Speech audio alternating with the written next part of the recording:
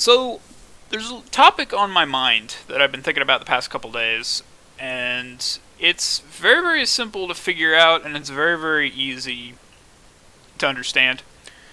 Before I begin, I want to outright say I'm not done with the Bardock quest. I'm just really not enthused to play DBZ right now. I don't know why. I guess I just got a lot of shit I'm doing right now, work and whatever. But beside the point. The topic of today's video is what I like to call the blank problem, and simultaneously the blank solution. So, what is the blank problem? Well, I can kind of go back to a time and just kind of explain that area, and that is when Suppressive Strike? I think it was Suppressive Strike. Suppressive Strike was announced, the freestyle Saiyan Rejuvenate 2 card. And a lot of people saw this card. They saw Suppressive Strike, or I forget the fucking name of the fucking card, I'm sorry. And they were like, okay, why the fuck does this card exist? Because one thing you have to remember is that Empowered Broly was brand fucking spanking new. And what this card was, what Suppressive Strike was it was a 2 anger get net gain from Empowered Mastery. So regardless of whatever the fuck you played, I kind of looking back, I think like Empowered Gohan, not Future Gohan, Empowered Gohan probably would have abused it a little bit more, but you get the idea. Broly gains a net 2 anger, he rejuvenates 2 with Empowered, and everyone's like, this card does not exist, or should not have existed in the first, should not have existed. Like, why the fuck do they give Empowered Broly a buff? Like, this card is stupid, this card is a problem. Like, that's what a lot of people said. You have to understand there's one thing that people don't understand. It's very, very subtle, because it is very, very good, or very, very easy to get into this argument. It's not a Suppressive Strike problem, it's a Broly problem. Everyone's like, Time is Warrior, unless you could loop Time is Warrior's tool against Broly, this was a while ago, I forget exactly when, but a while ago. Unless you can loop Time is Warrior's tool with Broly constantly in a good, get it in a good pace or whatever, you're gonna die to Broly every time, because unless you can block all those attacks with Broly, yada yada yada, therefore the game is broken, and it's the game is broken because Broly, and you can't loop Time as Warrior's tool or whatever. That's not a game problem. That's not a game problem. That's not a anything like that. That's a Broly problem. Broly was just so high aggro. So you really have to look at it from the source. This is kind of an unpopular opinion of mine. Kind of looking back at it, I had one opinion about it, but after thinking about it for a little bit, I'm like, I think it needs a little more. We look at the what's it called? The Orange Bicycle Kick. I'm gonna use Orange Bike Kick.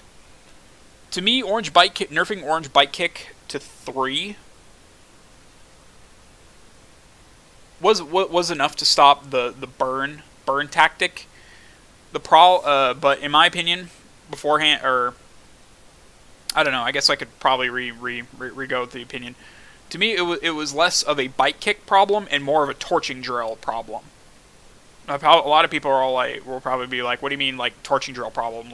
It's fixed now. Torching drill is now limited. Your torching drill, you can't mill 14. It's fixed, right? Well, you are right. It has died down a little bit. That ability has died down a little bit. Now a lot of people are saying, well, now all you have to really worry about is Orange Destruction now, and you could sphere those for obvious reasons, blah blah blah blah blah. But to me, the way I saw it was torching drill, because torching drill. My question was, why would you rejuvenate 10 drills and get 10 other drills unless you had torching drill out? What was the point about rejuvenating 10 drills and getting 10 drills back out?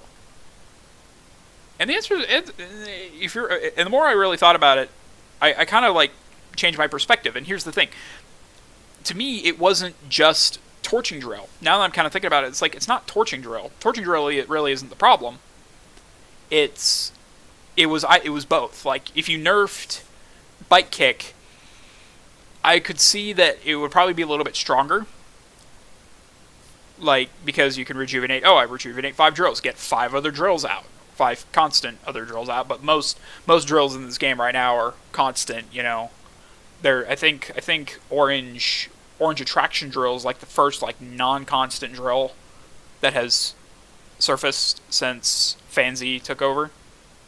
At least for orange, because I think almost every other was like infinite, has like at least one infinite, but one constant drill rather. But that's beside the point. I assumed that it was torching drill, like it was torching drill needed to get nerfed, not bicycle kick needed to get nerfed. Kind of looking back at that argument, I kind of disagree with myself because torching drill is good. Don't get me wrong, like torching drill is amazing, especially in Adept, but most people didn't play torching drill in Adept, so it's like, okay, whatever, but moving on from that, torching drill is doing a good amount of work, but it's not doing the work it could because of bicycle kick. So, in my opinion, the blank problem, like my opinion on the blank problem, and the thing is, this is just an example that some people are wrong. Most people are wrong, I would like to say. Even I just gave an example why I'm guilty, but the blank problem is just, it's one of those things that a lot of people jump to unnecessary conclusions that don't fix anything. And the thing is that it also goes in the same way of mechanical changes or freezing changes. You know, well, you know, everyone's like, what was the problem with Black Devious? What was the problem with Black Devious? And there's probably 100 reasons why. There's probably 100 reasons why Black Devious was so freaking powerful. But let's assume everybody says it was because of the modifiers. You had +1 stage, +1 life card. That is why Devious was bad. Well, what if we change it so that, that we have, I'm not advocating to bring Devious back. This is just an example. But what if we got rid of this 1 stage? We got rid of that 1 stage modifier. So now it's only 1 life card. Now it's on the line of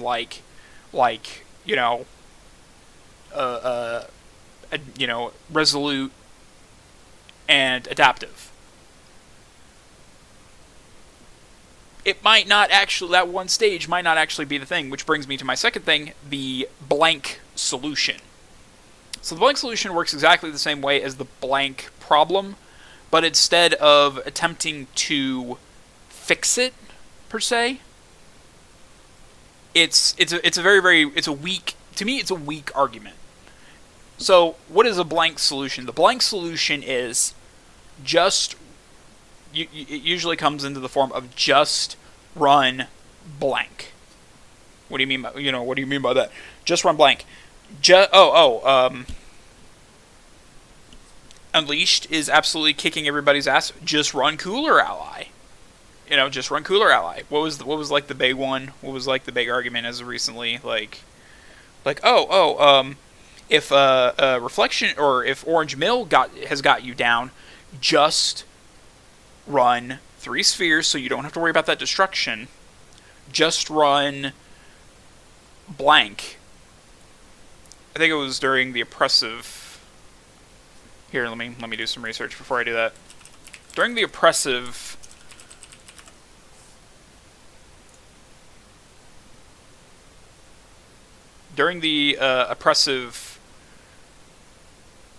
phase where the game was, skip your action, skip your action, skip your action, and combat. A lot of people, and it was in. Let me again, don't jump to conclusions with this. Some people had said, just run Stomach Crusher, because Stomach Crusher, hey, cards that end combat cannot be used this turn. Hello, how do you stop that? But the problem with Stomach Crusher was that, well, for one, you actually had to have an action before they ended combat. That was a big thing. Like, if you could not end, if they could not end combat, like if you could not get an action in, then you could not end combat. Like, enter combat, Again, this was when pregame was at 3, so you had to worry about 3 pregame. But just an example, a lot of people said run Stomach Crusher against Oppressive because you enter. If they don't have pregame, you Stomach Crusher them, and now they can't end combat. So now they skip all your actions, but they can't end combat. So now you can actually have a chance. The problem with that argument, it is the thing is it's right. You are right. In a meta you have to tech against that sort of thing. If energy beats are huge, you're gonna run energy blocks. That's pretty fucking obvious. The problem is that doesn't hit the issue where it stands. What do what do you mean by that? It doesn't focus on the issue. You're bypassing the issue by saying this one card fixes everything. It was just run removal during the combative the combative the combative attraction drill, focusing drill when we had that problem. Just run removal. Oh, just run these removal cards. So if I'm not playing orange trunks with 3 reality check, with knee bash, with stare down, with reality check. I don't think reality check was around. Well, actually, yeah, it was. Never mind. But it was like, okay, so I run those 3 cards. I'm still having problems. For one, that doesn't fix the issue, and for second, it makes you good against that one matchup, potentially good, or makes you better against that one matchup, but it doesn't help you otherwise. It doesn't help you otherwise. So you're not fixing the problem. The problem is still there. It's not being fixed. It's you're helping that situation, but you're not fixing the problem where it stands. The best example, or the best analogy I have of this is there's a hole in the floor, and you put a piece of plywood over it. You could still walk across it. The hole is not a problem. You're not going to fall into the hole, but it's still there. You just can't see it. And you're saying, well, it's fixed now because it's no longer a problem.